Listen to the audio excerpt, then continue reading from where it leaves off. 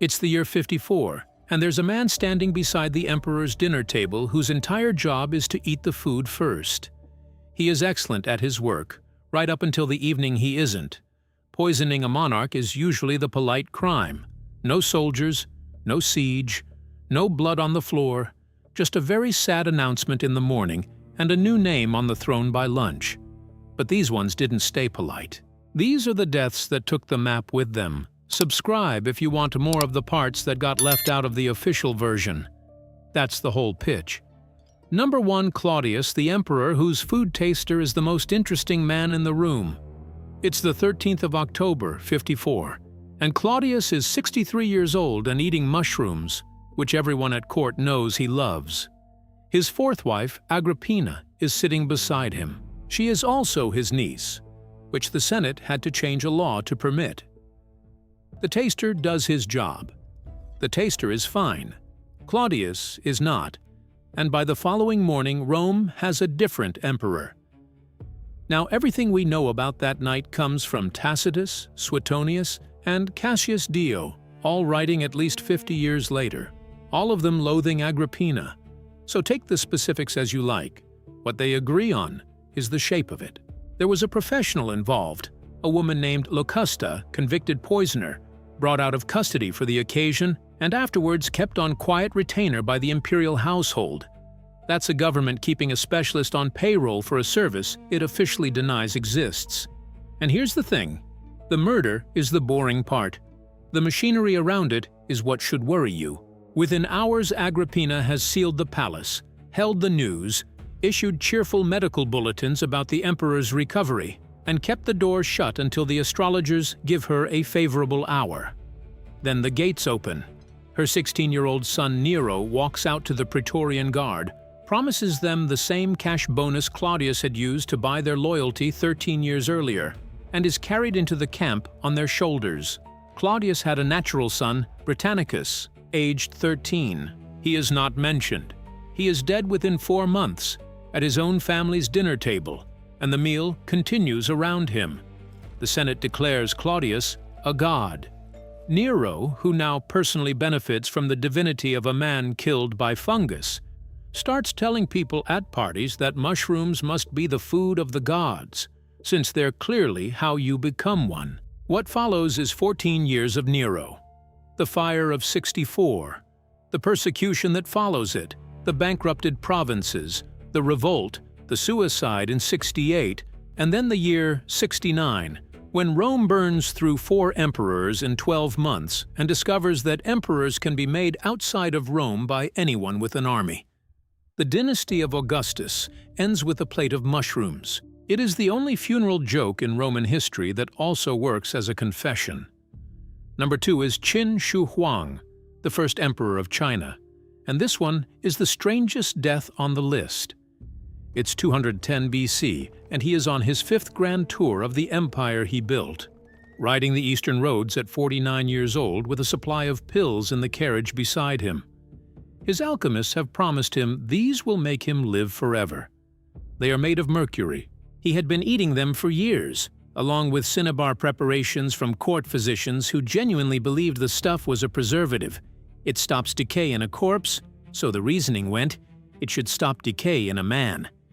He had already sent a fleet east under a sorcerer named Shu Fu, loaded with thousands of young men and women to find the islands where the immortals kept the real recipe. The fleet never came back. Chronic mercury poisoning produces tremors, sleeplessness, and a spectacular deterioration of judgment, which the record indicates he had in quantity. He dies on the road at a place called Sand Hill, weeks from the capital in high summer. Our source for all of it is Sima Qian, writing about a century afterwards, so the mercury is an inference and the death is a fact. But it got weirder.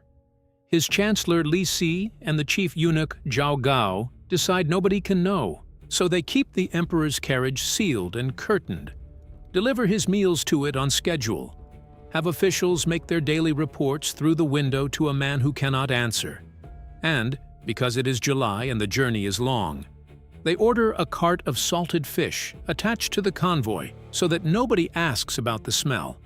That is a cover-up conducted by continuing to post from a dead man's account. Then they forge his will.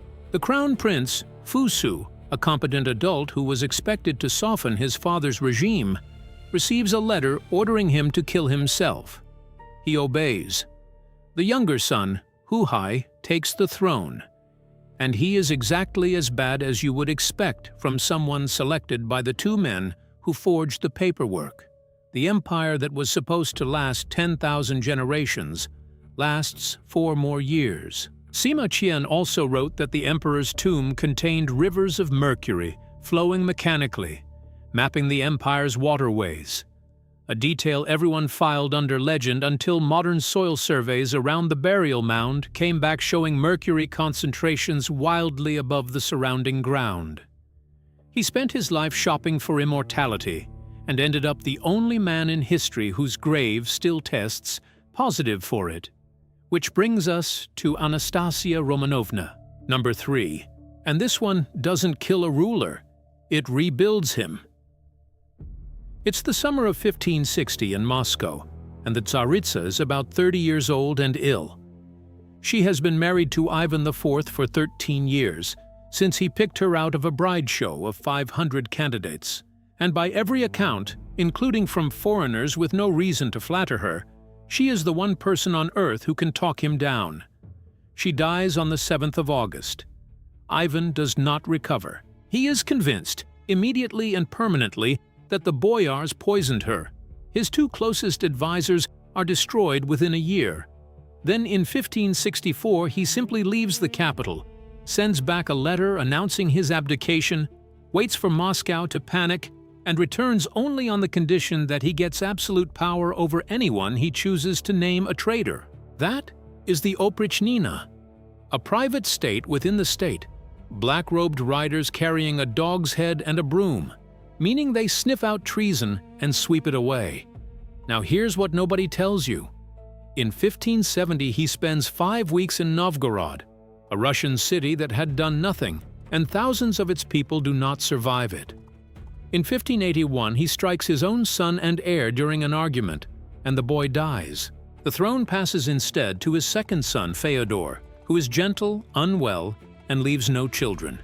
In 1598, the dynasty simply stops, and Russia falls into 15 years of famine, invasion, and pretenders that they still call the time of troubles. So the question of whether Anastasia was actually poisoned matters quite a lot. When her remains were examined during the Kremlin exhumations, her surviving braid carried mercury at levels far above anything you would expect. Historians still argue because mercury was in the cosmetics and in the medicine of the period, and Ivan's own bones came back loaded with it too. It's like finding out the medicine cabinet and the murder weapon were the same shelf, which leaves you with a man who spent 20 years hunting whoever took his wife, while the strongest modern suspect is her physician, Eric XIV of Sweden. Number 4. The king they had to dig up nearly 400 years later to settle an argument. It's February 1577.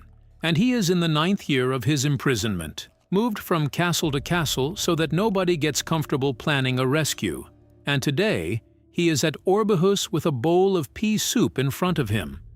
He eats it. Eric had been a genuinely promising king, educated, musical, spoke half a dozen languages, spent years proposing to Elizabeth I of England by letter and by envoy and by ship, and when that failed, considered Mary Queen of Scots instead. He also had a deteriorating grip on reality. In 1567, he became convinced the Stura family was plotting against him, had several of them killed, stabbed one of them himself, and then disappeared into the countryside for weeks, eventually found wandering dressed as a peasant. He married Karen Muntsdotter, a soldier's daughter who had sold nuts in the market square, and crowned her queen, which the nobility received about as well as you'd expect. His brothers John and Charles deposed him in 1568. And here's where it gets really interesting. John did not just imprison him. Written instructions went to his keepers specifying that if any rescue attempt succeeded in reaching him, they were to make sure he did not leave alive, and the method was named. When Eric's remains were examined in 1958, They came back carrying arsenic. Not a courtroom confession, since arsenic turned up in period medicine too, but a striking result for a healthy 43-year-old who died in custody with his brother's paperwork on file. Karen outlived him by 35 years. And the crown stayed with the brothers, which is the part that moved the world. It ran through Charles to his son Gustavus Adolphus, the general who took Sweden into the 30 Years' War and turned a regional kingdom into a European empire. Sweden's rise begins with a bowl of soup nobody wanted to finish. Number 5. The Guangxu Emperor of China. And the most suspicious thing about him is his timing. It's the 14th of November, 1908. He is 37 years old, held under guard on a small island pavilion inside the palace lake, where he has lived for 10 years. Across the water, his aunt, the Empress Dowager Cixi, is 72 and dying. He dies first. He dies less than 24 hours before her. Guangxu had spent the summer of 1898 attempting to save the dynasty. 103 days of decrees rebuilding the schools, the army, the examinations, the entire administration of the empire. His aunt ended it with a palace coup, executed 6 of his reformers, and had him confined for the rest of his life while she ruled in his name. He was the emperor of a quarter of the human race, and he was not permitted to leave a garden. The really wild part is that a century later, somebody checked. In 2008, a 5-year investigation by Chinese forensic scientists and historians tested his hair, his bones, and the clothing he was buried in. The hair carried arsenic at more than 2,000 times normal levels, distributed in a pattern showing a single massive dose rather than gradual exposure. They estimated he swallowed roughly 200 milligrams. About 60 is fatal. It's a cold case where the file sat untouched for 100 years, and then the lab called back. No verdict on who? The Empress Dowager, who had hours to live and every reason not to leave him behind her. The general Yuan Shikai, who had betrayed him in 1898 and would have faced him as a free man. The chief eunuch, who worked for both. What is certain is what came next. Hours before her own death, she named the successor, Puyi, aged 2. The Qing dynasty, and with it more than 2,000 years of imperial China, was finished within 3 years. He spent a decade as a prisoner in his own palace and ended up the only Chinese emperor in history with a toxicology report. So, there you have it. 5 poisonings that redrew borders. Claudius ate the mushrooms, and Rome got Nero. The first emperor of China was hauled home in a sealed carriage behind a cart of salted fish. Ivan the Terrible lost his wife, and Russia lost the next 40 years. Eric XIV finished his soup, and Sweden became an empire. Guangxu died one day early, and a 2-year-old inherited the end of the dynasty. Not one of these people was killed for being incompetent. They were killed for being in the way, on a Tuesday at dinner, by someone who was already in the room. And the thing about poison is that it leaves everything intact. The palace, the furniture, the official record, which does raise the question of how many quiet royal deaths in the archives were simply handled by people who were better at it.